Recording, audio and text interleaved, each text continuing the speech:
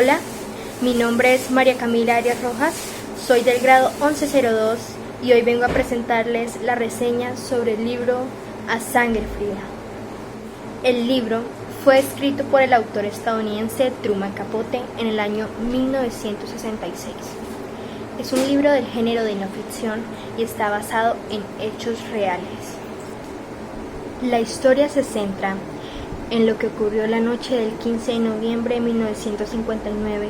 cuando la familia Clutter fue brutalmente asesinada. Pero por qué y cuál fue el motivo fue lo que inspiró a Truman Capote a escribir esta maravillosa obra.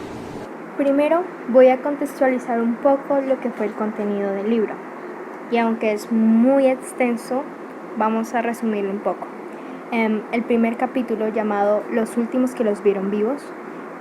Truman Capote se basó en los testimonios de personas del pueblo para escribir y darnos un panorama de lo que era el pueblo de Holcomb, Kansas, y cómo era la vida de los Clutter, describiéndonos a cada uno de ellos, quienes fueron Herbert Clutter, Bonnie Clutter, su esposa, Herbert, el padre de familia, y Kenyon y Nancy Clutter, los hijos.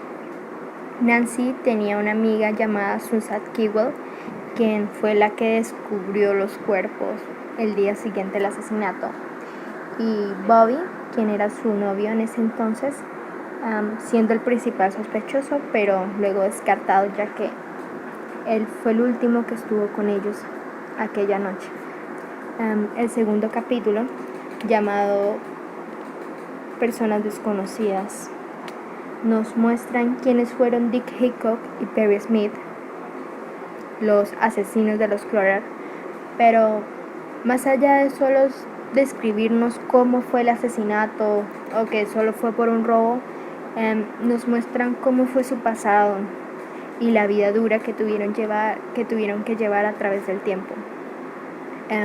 El tercer capítulo, llamado Respuesta, nos muestran cómo Floyd Wells, quien se encontraba en la cárcel en ese momento, aseguraba haber sido compañero de Dick Hickok y, siendo un ex trabajador de los Clutter, le contó sobre esta familia y sobre todos los bienes que poseían y de una supuesta caja fuerte llena de dinero, donde Dick se mostró muy interesado, así que Wells aseguraba que Dick podría ser el más probable asesino de eso. También nos muestran a Al Dewey, quien fue el agente principal que investigó el caso, y cómo su obsesión al descubrir a los asesinos, ya que fue un caso muy extraño, ya que no habían motivos motivos de venganza, no era gente cercana, no era gente del pueblo, aparte de que los cuerpos se encontraron en posiciones muy raras, o sea, como si los asesinos no hubieran tenido intenciones de matarlos, pero al final lo hicieron. El quinto capítulo, llamado El Rincón, nos muestran cómo fue el proceso de judicialización o los juicios y la condena que le iban a imponer a Perry y a Dick. Tuvieron que pasar 5 años en la cárcel y finalmente no lograron apelar su condena de muerte, y 5 años después, en 1960, A Sangre Fría es un libro muy interesante que desde leer su título logra captar nuestra atención. O sea, ver qué contenido pueda tener un libro que se llame A Sangre Fría es algo que nos causa como curiosidad o impacto, ¿sí? Luego, cuando leemos su descripción y vemos que está basado sobre un asesinato de una familia, ahí vemos que su título es merecedor, pero A Sangre Fría no se trata solo de contarnos lo que pasó esa noche y sobre cómo lo hicieron y cómo los asesinos pagaron su condena, pero Truman Capote lo que de verdad quería era mostrarnos el otro lado de la historia, lo que casi nunca conocemos, porque siempre en las noticias, en los periódicos nos anuncian: murieron tal persona, mataron a tal otra, pero no nos muestran lo que fue como el papel del asesino o qué lo llevó a hacer eso. Truman Capote duró 6 años escribiendo este libro, lo cual tuvo una ardua investigación y algunas personas lo consideraron como una forma nueva de hacer periodismo. Y